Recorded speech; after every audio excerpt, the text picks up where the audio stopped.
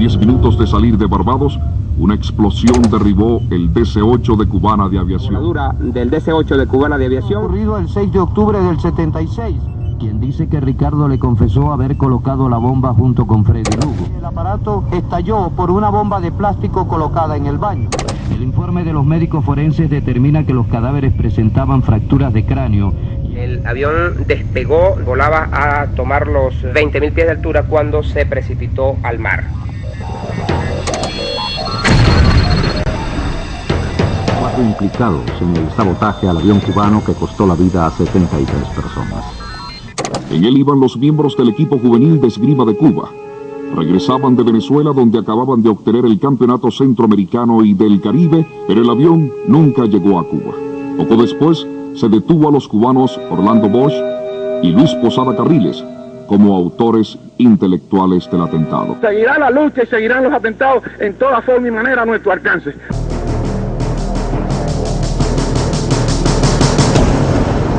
A raíz del atentado al avión de Cubana en 1976, salió a la luz el nombre de Luis Posada Carriles, un policía de la dictadura de Batista que al triunfo de la revolución cubana huiría a Miami, donde la CIA lo emplearía como ficha clave de sus operaciones terroristas en América Latina por más de 40 años.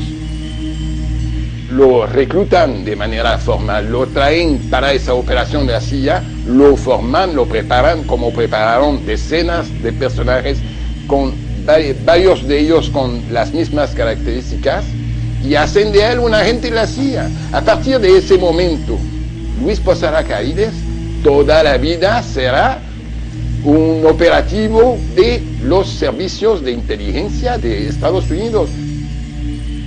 La mafia de Miami, con Posada Carriles en sus filas, se convertiría formalmente en un brazo más del intervencionismo norteamericano. Miami sería la cantera de terroristas de los que se valdría la CIA y el Pentágono para librar su guerra sucia contra los movimientos de liberación de América Latina.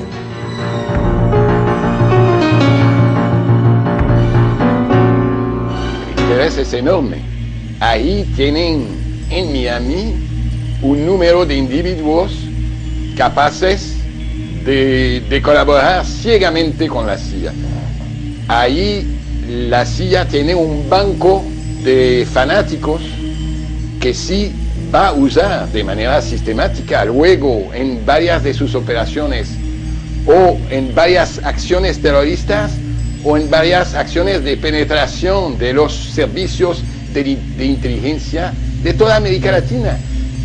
Es así como en 1967 Posada Carriles llega a Venezuela, enviado por la CIA junto a otros agentes para ocupar altos cargos en la policía política de este país, la DIGEPOL, que al poco tiempo cambiaría su nombre pero mantendría los mismos métodos criminales. Por los sótanos de la tenebrosa DICIP fueron conducidos a una muerte por torturas o simplemente desaparecidos decenas de venezolanos a manos de agentes como Posada Carriles. Ahí fue cuando conocí a el comisario Basilio, a Luis Posada Carriles. El director era Remberto Cati, pero el jefe de operación y de tortura era Luis Posada Carriles. Bajo el seudónimo de comisario Basilio, este personaje haría del terror su norma de vida, sembrando de luto cientos de hogares de venezolanos. Hubo un funcionario que le dice: comisario, ¿qué hacemos con las mujeres y los niños? Le dijo: mátalos también. La gente que estaba ahí alrededor empiezan a pegar gritos, a gritarle asesino, no maten a las mujeres, los niños. Aquí se juntó todo el pueblo de por acá y decían que no nos mataran. Pero en realidad, si no hubiese sido por esas personas y la comunidad, nosotros estuviéramos muertas. Ellos fueron los que nos salvaron la vida. Los periodistas ya no habían tomado la foto.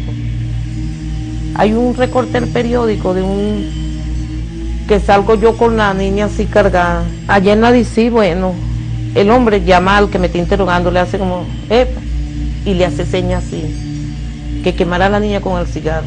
Y era el mismo que yo había visto que le habían dicho comisario Basilio.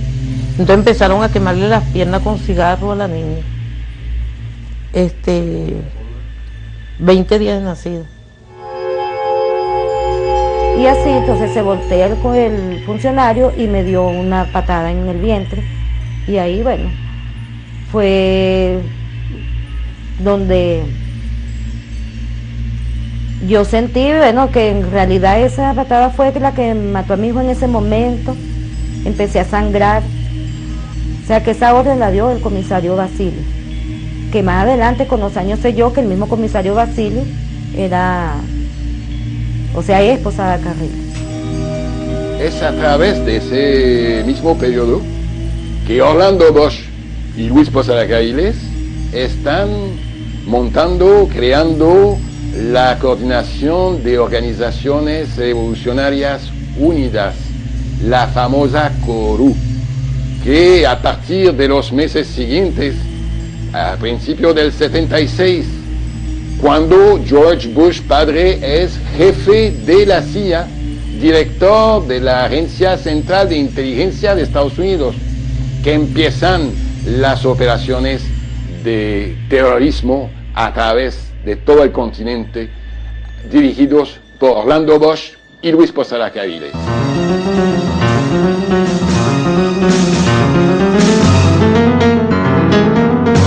Aquí puedes ver lo que dice acá arriba, con el águila y todo. Agencia Central de Inteligencia de los Estados Unidos. Aquí está, en este párrafo, lo que dijo Orlando Bosch. Dice, ahora que hemos tenido tan buen resultado con lo de Letelier, vamos a hacer algo más.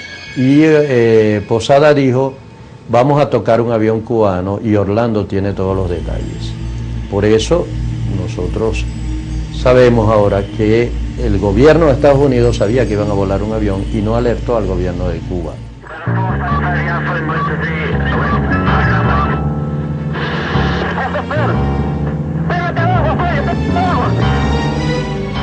El atentado condujo a la inmediata detención de los autores intelectuales, Orlando Bosch y Luis Posada Carriles. Los dirigentes del CORU quedaban al descubierto. Luis Posada Carriles es un experto en explosivos que estuvo en la invasión de Bahía de Cochinos. Formó parte de la CIA, fue jefe de la División 54 de Contrainteligencia de la DICIT y se le vinculó al caso del avión cubano, en el cual murieron 73 personas desde el principio, debido a una llamada que le hizo Hernán Ricardo desde Barbados a su oficina en Caracas, en la cual, a juzgar por la declaración de Freddy Lugo, le dijo: el autobús salió con los perros dentro poco antes de que el avión DC-9 de Cubana de Aviación explotara en el aire para precipitarse al mar en medio de los llamados del piloto al aeropuerto. Tras el atentado, una maraña judicial comenzaría con el fin de evitar la condena. Los terroristas, amparados por la CIA y sus contactos en el gobierno venezolano, confiaban en poder verse libres con la ayuda de Carlos Andrés Pérez. El gobierno venezolano nos llamó a mí y a Bosch por mediación de Orlando García. Nos dijo que teníamos que estar unos días detenidos hasta que se aplacaran un poco la situación que tenía el gobierno, que Carlos Andrés nos mandaba a decir que estuviéramos tranquilos, que no desesperáramos, que la situación se iba a resolver. Pérez jugó a dos caras, ¿no? Él tenía a Bosch y lo tenía protegido en Venezuela. Pero al mismo tiempo le dio largas al caso del avión, de manera que no hubiera una condena en el tiempo en que él estuvo de presidente, para que los cubanos exiliados no se molestaran con su gobierno. Martín Pacheco, uno de los periodistas que vivió de cerca todo el proceso judicial, fue testigo de hechos claves.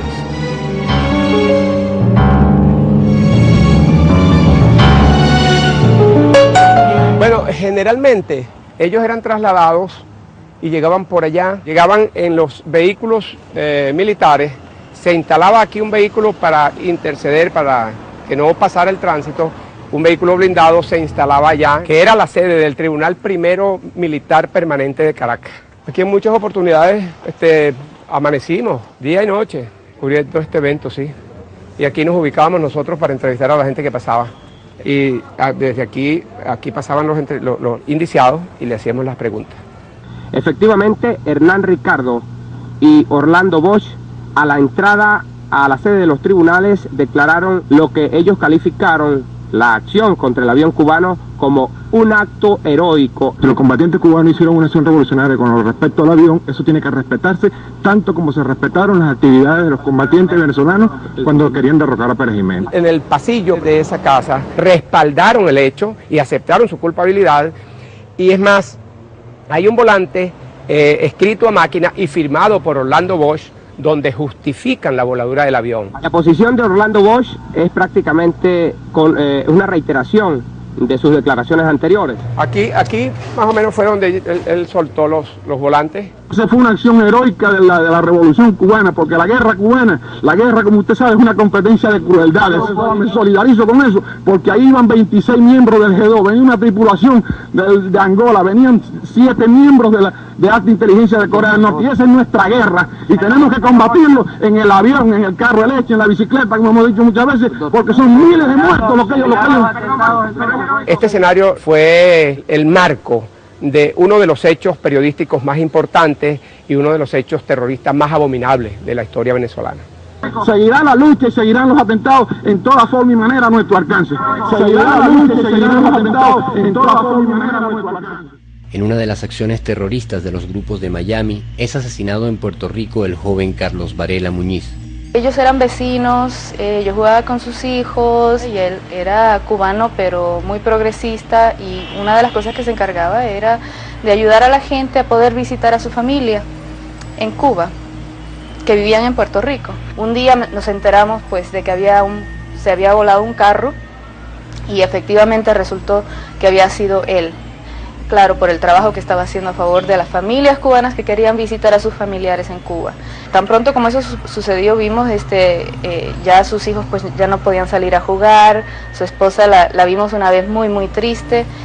Fue una tragedia muy terrible, obviamente, y poco después ya se tuvieron que ir de allí porque obviamente su situación ya no era segura. Mientras Bosch y Posada desde prisión mantenían contacto con los grupos del CORU, los atentados terroristas continuaban incluso en el propio suelo estadounidense. Seguirá la lucha y seguirán los atentados en toda forma y manera a nuestro alcance. Seguirá la lucha y seguirán los atentados en toda forma y manera a nuestro alcance. Detenidos en el cuartel San Carlos de Caracas, Bosch y Posada mantuvieron siempre el apoyo de autoridades del penal y una red del crimen a su alrededor, tal como lo pudo presenciar David Nieves, preso político cuya celda colindaba con el recinto de Posada Carriles y Orlando Bosch. Bueno, mira, en esta celda fue mi celda de castigo, donde yo estuve durante un año. Esta puerta estaba tapada, enchapada, las ventanas estaban también tapadas. Él siempre pasaba por aquí, hacia allá, hacia la derecha, y subía por esas escaleras que están aquí, donde estaba Posada Carriles, hacia allá arriba. Al llegar al terminar esas escaleras, se cruzaba a la derecha y había una especie de puente de hierro que había allí, y entonces esos calabozos estaban concretamente detrás de esta pared. Pero eso no pudo evitar, por lo menos, que yo oyera algunas cosas, conversaciones que se daban frente del calabozo donde yo estaba recluido, o más allá, pues, ¿no? Donde había un teniente de navío llamado Barrueta, ¿no? Que era el segundo jefe de seguridad, quien había establecido un nivel de amistad con el señor Posada Carriles, como él le decía, que era un nivel de amistad casi de compadrazgo, pues, de intimidad, pues. Le armaba un lío rápido al soldado cuando el soldado no le había llevado la prensa a Posada, reclamaba porque la comida se había demorado 15 minutos. Bueno, es decir, había como una especie, por lo menos era lo que yo oía, ¿no? Verbalmente, ¿no? Una sobreprotección, ¿no? A lo que era el señor Posada. Pero eso tenía que ser así. ¿Por qué? Porque posteriormente, ¿no?, se descubrió que el teniente de navío Barrueta salió de aquí preso porque formaba parte de una banda de ladrones de vehículos, y aquí mismo lo vinieron a buscar.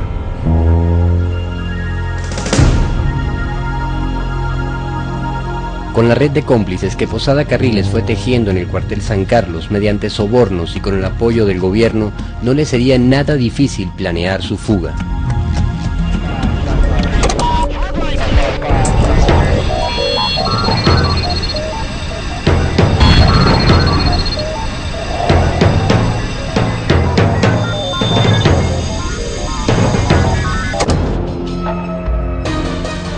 El 8 de septiembre de 1972, portando uniformes militares y con evidente complicidad interna, Posada Carriles y Hernán Ricardo se fugan del cuartel San Carlos. La red de agentes que los apoyaban los trasladaron a la Embajada de Chile, donde creían tener seguro el asilo, pero no fue así y el plan de fuga fracasó.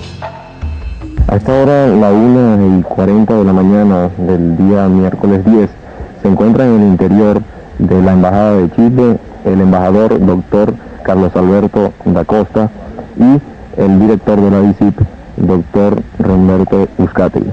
Es la antesala de la salida de los dos recluidos en la embajada, como son Hernán Ricardo y Luis Posada Carriles.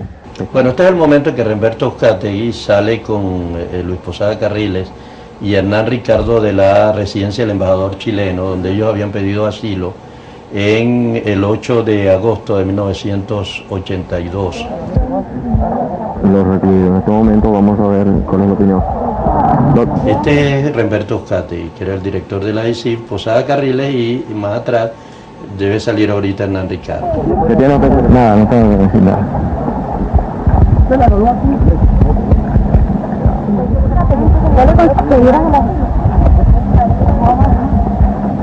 ¿Qué tienes que decir? No, no tengo nada que decir, no tengo nada que decir. Doctor, perdón.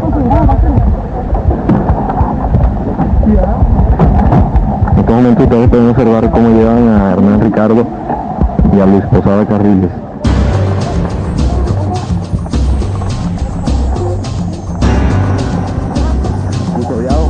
Los tentáculos del terrorismo contemplan mecanismos para proteger a sus agentes y así quedó evidenciado en las constantes presiones contra el juez Helio García Barrios, quien valientemente se mantuvo firme en su posición. Está siendo sometido a presiones de varios sectores del país para que decida en el caso del avión cubano. El general Helio Antonio García Barrios, este era el presidente de la Corte Marcial, el máximo tribunal militar del país. A él llega el expediente para sentencia.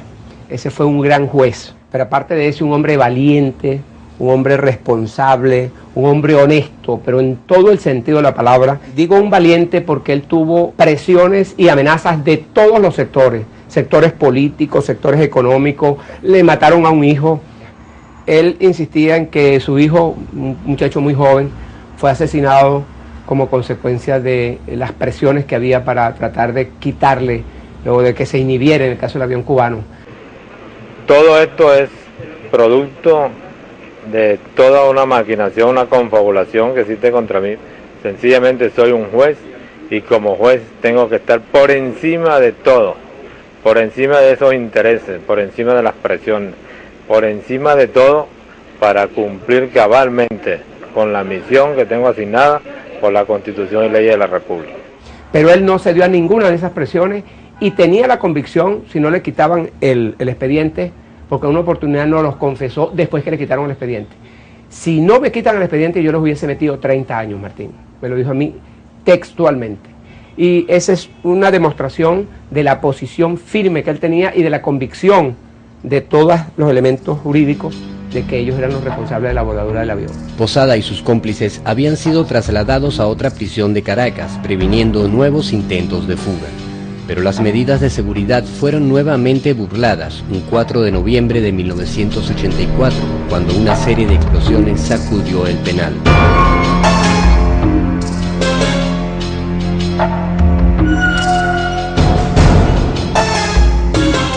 Muy buenas noches. Con una bomba cazabobos y una granada pensaban escapar Luis Posada Carriles y Hernán Ricardo ayer domingo del retén judicial de La Planta en El Paraíso, según informaron fuentes bien enteradas de la investigación. El tipo de material utilizado en el retén de La Planta, el C4, parece coincidir con el que señala el primer informe en torno a la voladura del avión cubano.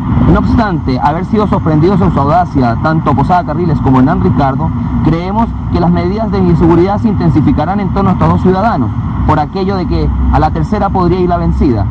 Posada Carriles lograría burlar la justicia venezolana cuando una complicada operación de fuga fue puesta en marcha desde Miami el 18 de agosto de 1985. Esta vez la CIA no fallaría en lograr la evasión de su protegido.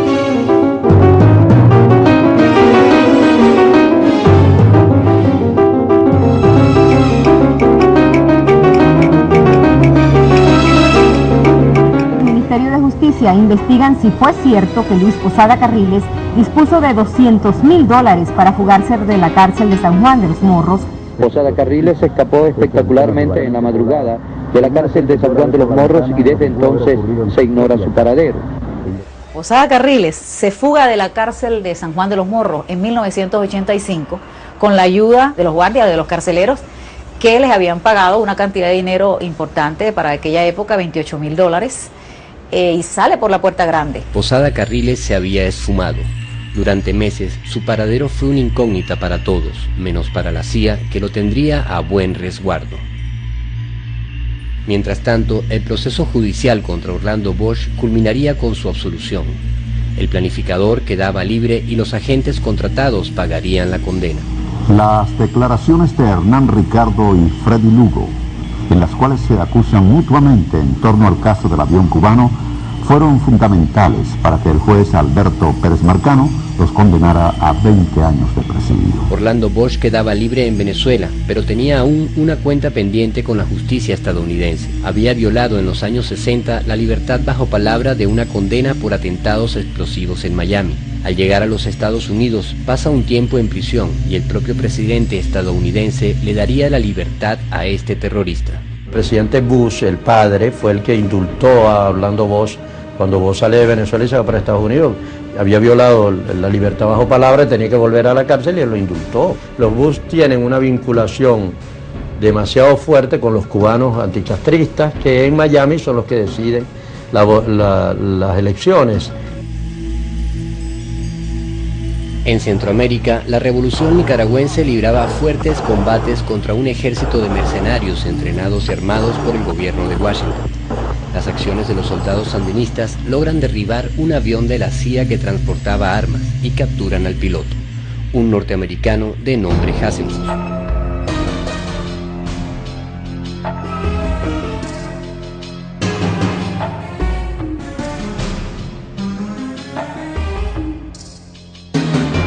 Cuando Hasselhoff es interrogado, el paradero de Posada Carriles deja de ser una incógnita.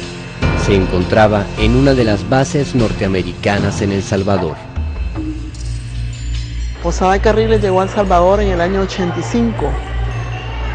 Él sale prófugo de la justicia venezolana, huye de las cárceles, con el apoyo de Félix Rodríguez, que fue el cubano-americano que a mí me captura ese año, y le dan documentación salvadoreña.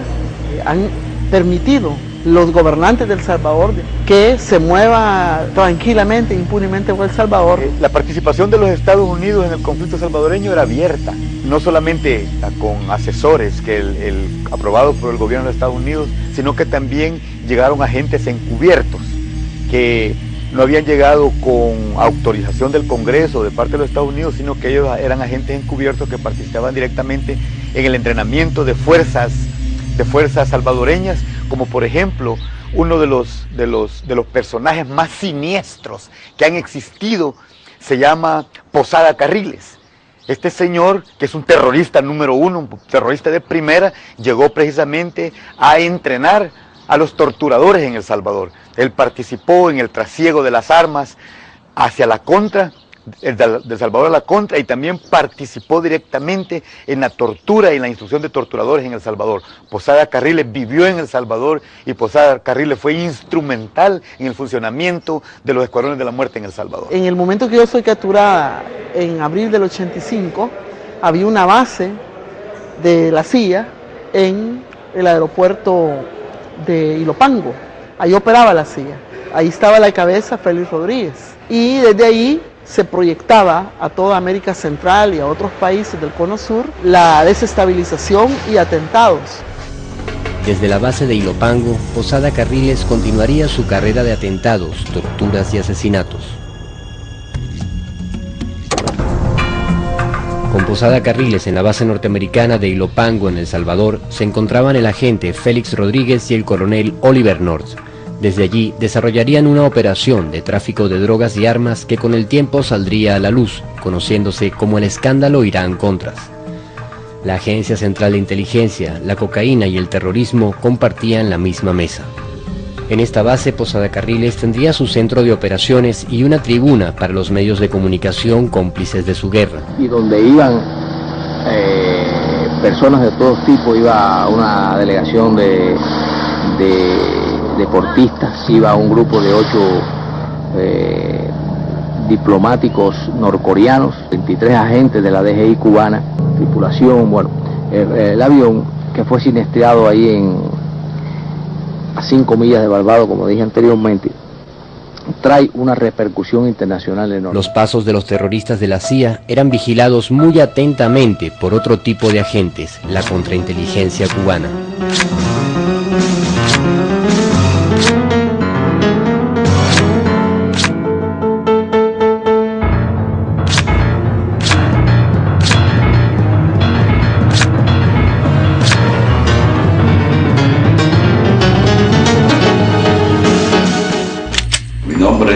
Francisco Alvarado Godoy, soy ciudadano guatemalteco residente en Cuba. Bueno, fundamentalmente como agente, era agente de la contrainteligencia cubana y estuve actuando contra diversos grupos enemigos radicados en el exterior.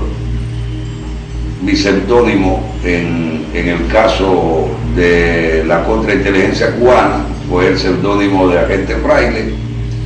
En el caso de la Fundación, que fue una de las más importantes organizaciones contrarrevolucionarias radicadas en Miami, usé el seudónimo de Agente 44. En sentido general, uno tiene una misión principal: evitar los planes enemigos que pueden llevar desde el asesinato de las principales dirigentes de Cuba, como la promoción de actos terroristas contra instalaciones de la vida económica, política y social del país.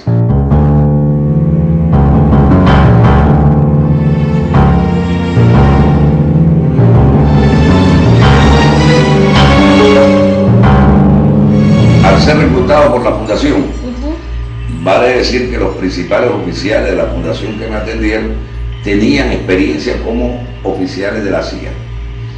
El propio Alfredo Domingo Otero era oficial de la CIA durante largos años, se desempeñó como capitán del buque Madre Rex, que era un buque de la CIA, operativo de la CIA, con misiones terroristas contra Cuba.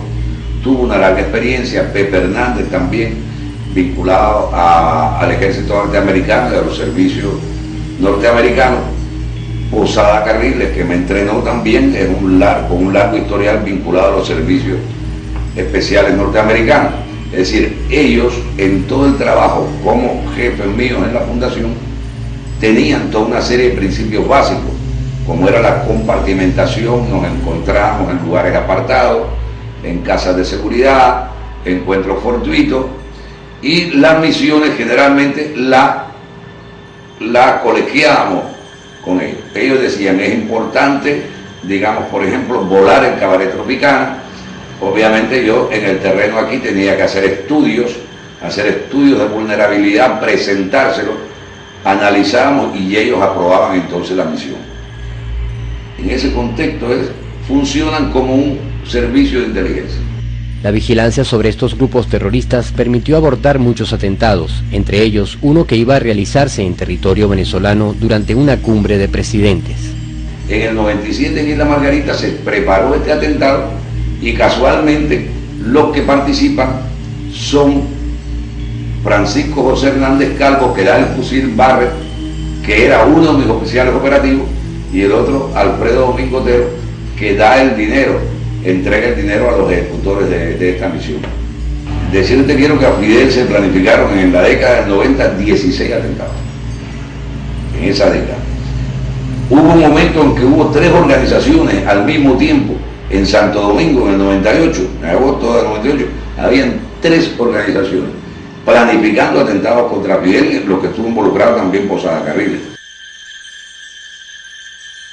La libertad con que Posada Carriles se movía por Centroamérica, a pesar de ser un prófugo de la justicia venezolana, le permitió durante la década de los años 90 continuar reclutando agentes para nuevas acciones. Este tipo, desde mi país, en el año 97 reclutó a salvadoreños para hacer actos terroristas en Cuba. el caso de Cruz León, que está prisionero en La Habana, por haber colocado bombas y haber matado con una de ellas a un turista italiano. En entrevistas pasadas, Posada sí ha admitido su responsabilidad en una serie de atentados en hoteles turísticos de La Habana en 1997, en que murió un italiano. En un segundo, ni segundo, 2 segundos, 3 segundos, yo no sé.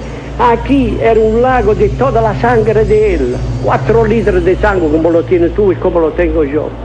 A las 12:18 explotó la bomba y Fabio estaba de pie.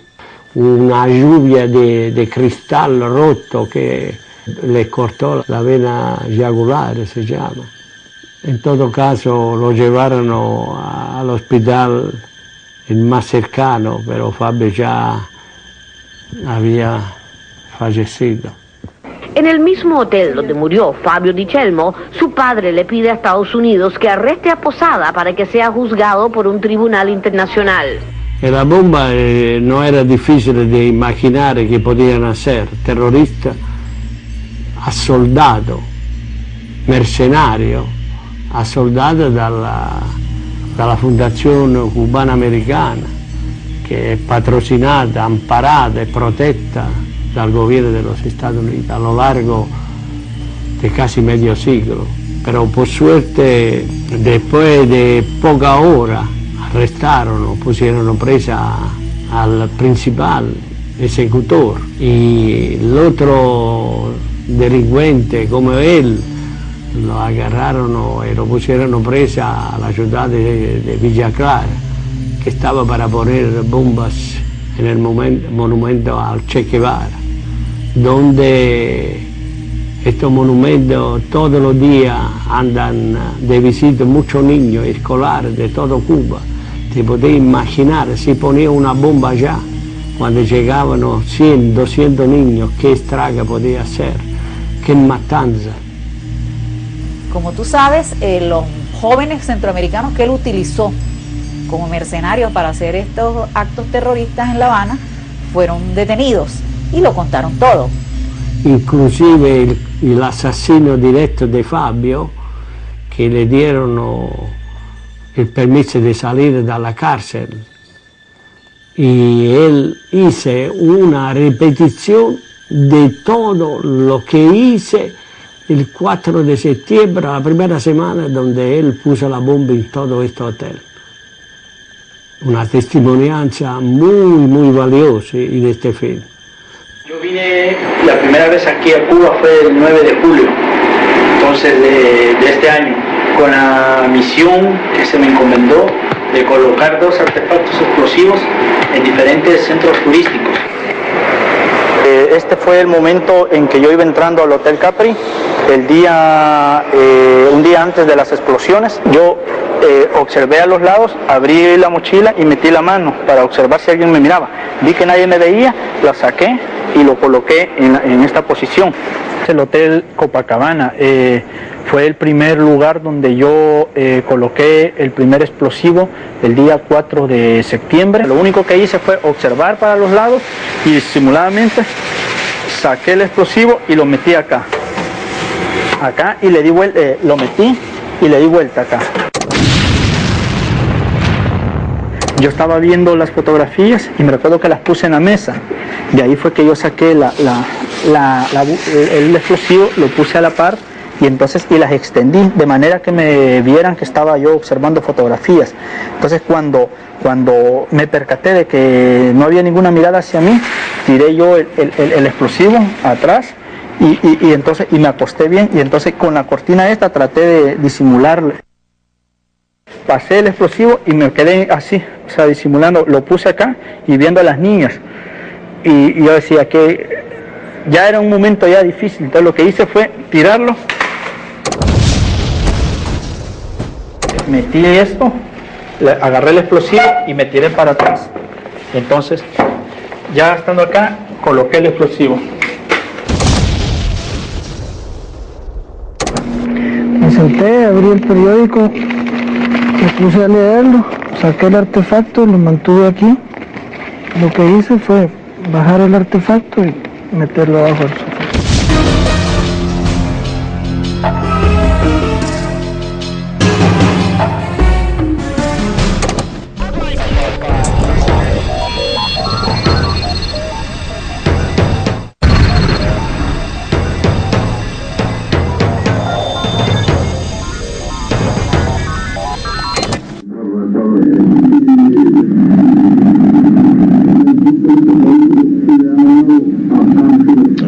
Esa es la voz.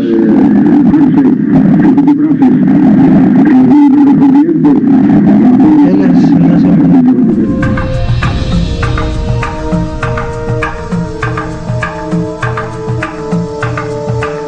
es ese hecho los reconoció perfectamente Posada Carriles como que sí los había hecho él. Dijo en una entrevista en el New York Times en el año 1998 a la periodista Anne-Louise Bardach, le declaró que él, que con mucho orgullo lo declaró además, que había sido el autor de esas bombas. Luis Posada Carriles se integra a servicios de seguridad de toda América Central hasta que reaparezca en Panamá, donde está detenido cuando prepara ese atentado contra el presidente cubano.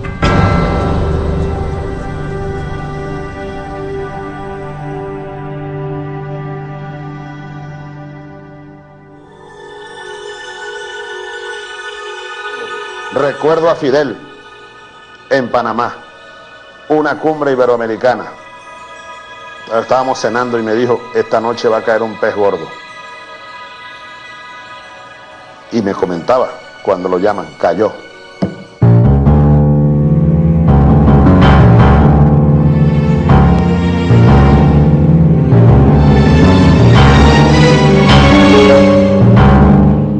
La inteligencia cubana detectó el plan para colocar una bomba en el recinto de la Universidad de Panamá, donde Fidel iba a dar un discurso, y Luis Posada Carriles en persona estaba en Panamá.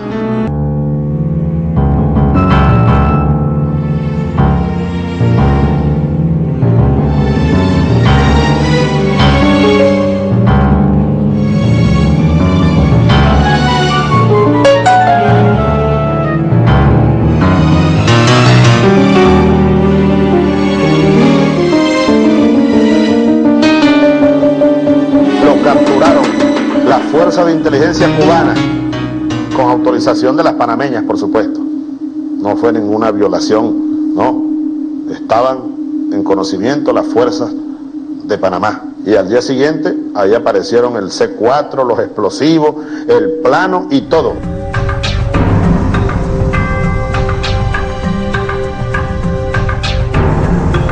Pocos días antes de entregar la presidencia, Mireya Moscoso libera al terrorista por instrucciones de Washington y de inmediato se esfumó Posada Carriles.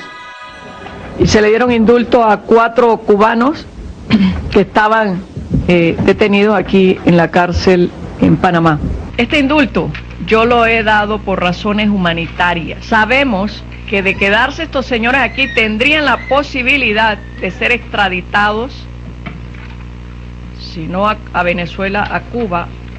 Como noticia en primicia para todos ustedes, el mensaje telefónico que le deja la presidenta de Panamá, la señora Mireya Moscoso, a quien fuera embajador de Estados Unidos en Panamá, el doctor Simón Ferro. Vamos a escuchar lo que le dice en la grabación a Simón Ferro, la presidenta Moscoso. Embajador, buenos días, es la presidenta para informarle que ya los 4 cubanos fueron indultados en la noche de ayer y que ya salieron del país. 3 van rumbo hacia Miami y el otro pues un rumbo desconocido. Hasta luego, un abrazo. Luis Posada Carriles, a su llegada a Honduras, fue acogido por un agente del FBI que lo esperaba y que lo sacó del aeropuerto y que organizó entonces su desaparición. Esos temas nunca se hablan en Miami, nunca se debaten frente a los tribunales que están en este momento hundiendo toda la causa de Luis Posada Carriles a través de vanos procedimientos que llevan a ninguna parte. Posada Carriles no tardaría en llegar al único lugar del mundo donde podría ser bien recibido, Miami. La embarcación de uno de sus cómplices lo trasladaría ilegalmente a territorio estadounidense para sorpresa de muchos ciudadanos de ese país. Posada Carriles entró secretamente en los fines de marzo 2005. Yo no pude creer que Posada iba a entrar a Miami, pero lo hizo. ¿Por qué? Porque él sabía que aunque no puede aparecer en ninguna parte del mundo, sí puede aparecer en Miami.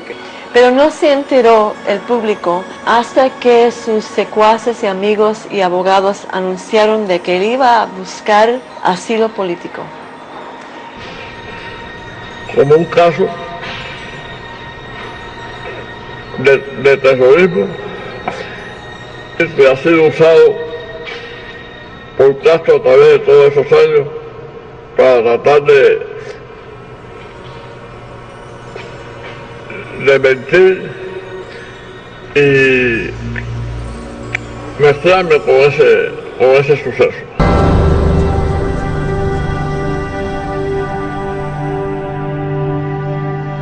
Posada Carriles fue detenido el martes en Miami. Venezuela lo requiere para juzgarlo por el ataque en 1976 a un avión de pasajeros cubano que dejó 73 muertos.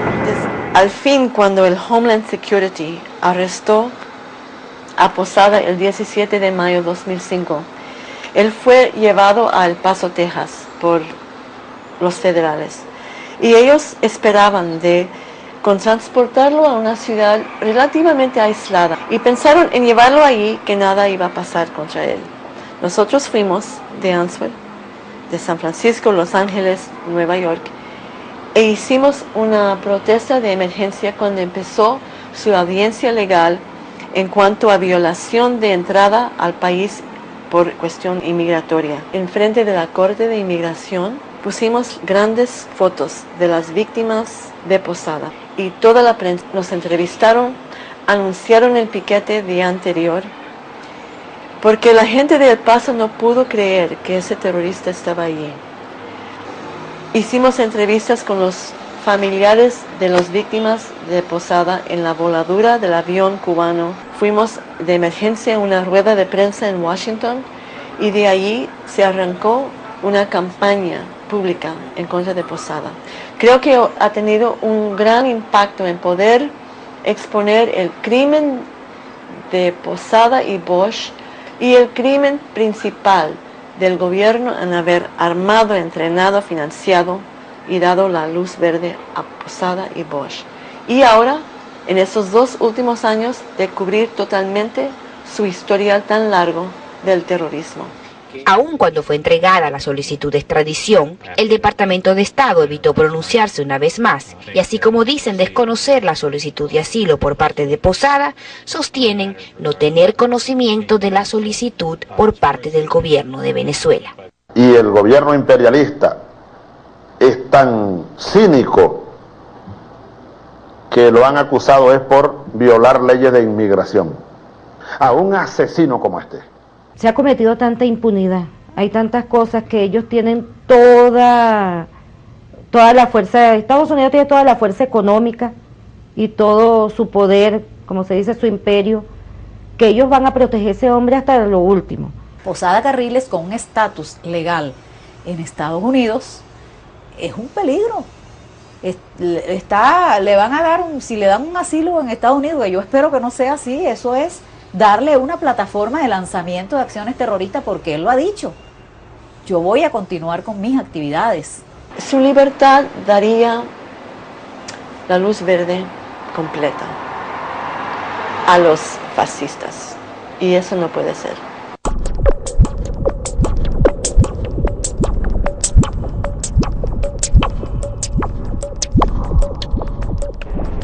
Arriba, gente de Venezuela, ese alineamiento, avanzando,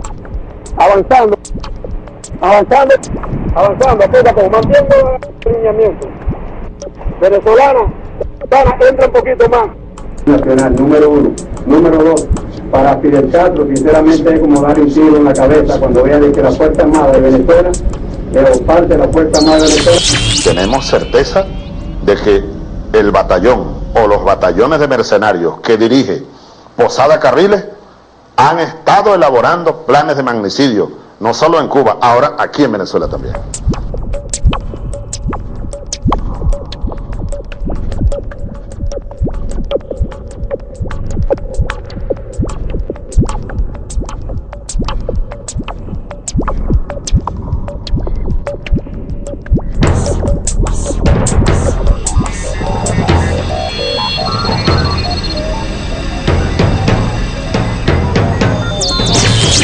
Finalmente, el terrorista Posada Carriles obtuvo la libertad en un tribunal de Texas. No fue juzgado por ninguno de sus crímenes. No se respetaron los tratados internacionales de extradición. No se tomaron en cuenta los cientos de familiares y víctimas que siguen reclamando justicia. Maestro, cuéntame, ¿cómo se siente? Un mensaje al exilio cubano, maestro. Dígame. Bien todo, muy bien. ¿Qué le parece como el exilio cubano ha luchado para que usted salga en libertad? Muy bueno todo. Seguirá la lucha y seguirán los atentados en toda forma y manera a nuestro alcance. ¿Se siente satisfecho?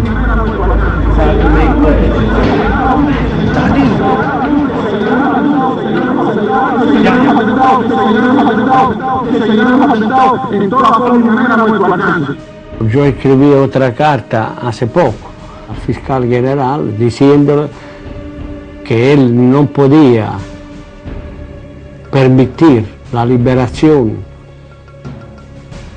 de este individuo porque si se hacen esto la justicia norteamericana viola la ley internacional, un afronto a los derechos humanos.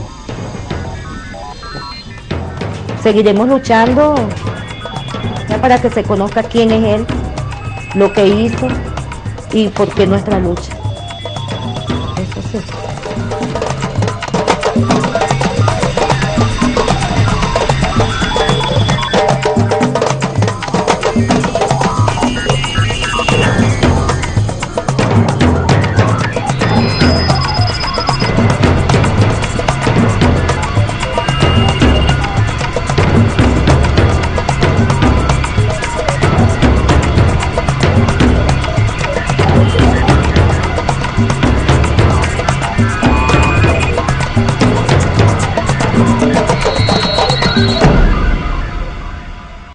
Terroristas de los que se valdría la CIA y el Pentágono para librar su guerra sucia contra los movimientos de liberación de América Latina.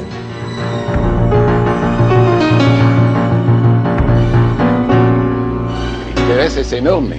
Ahí tienen en Miami un número de individuos capaces de colaborar ciegamente con la CIA. Ahí la CIA tiene un banco de fanáticos que sí va a usar de manera sistemática luego en varias de sus operaciones o en varias acciones terroristas o en varias acciones de penetración de los servicios de inteligencia de toda América Latina.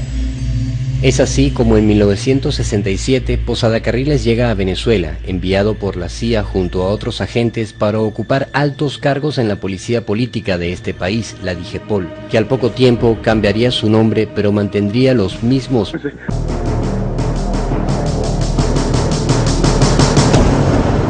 A raíz del atentado al avión de Cubana en 1976, salió a la luz el nombre de Luis Posada Carriles, un policía de la dictadura de Batista que al triunfo de la revolución cubana huiría a Miami, donde la CIA lo emplearía como ficha clave de sus operaciones terroristas en América Latina por más de 40 años. Lo reclutan de manera formal, lo traen para esa operación de la CIA, lo forman, lo preparan, como prepararon decenas de personajes, con varios de ellos con las mismas características, y hacen de él un agente de la CIA. A partir de ese momento, Luis Posada Carriles toda la vida será un operativo de los servicios de inteligencia de Estados Unidos. La mafia de Miami, con Posada Carriles en sus filas, se convertiría formalmente en un brazo más del intervencionismo norteamericano. Miami sería la cantera de métodos criminales. Por los sótanos de la tenebrosa DICIP fueron conducidos a una muerte por torturas o simplemente desaparecidos decenas de venezolanos a manos de agentes como Posada Carriles. Ahí fue cuando conocí a el comisario Basilio, a Luis Posada Carriles. El director era Remberto Cati. Pero el jefe de operación y de tortura era Luis Posada Carriles. Bajo el seudónimo de comisario Basilio, este personaje haría del terror su norma de vida, sembrando de luto cientos de hogares de venezolanos. Hubo un funcionario que le dice: comisario, ¿qué hacemos con las mujeres y los niños? Le dijo: mátalos también. La gente que estaba ahí alrededor empiezan a pegar gritos, a gritarle asesino, no maten a las mujeres, los niños. Aquí se juntó todo el pueblo de por acá y decían que no nos mataran. Pero en realidad, si no hubiese sido por esas personas y la comunidad, nosotros estuviéramos muertas.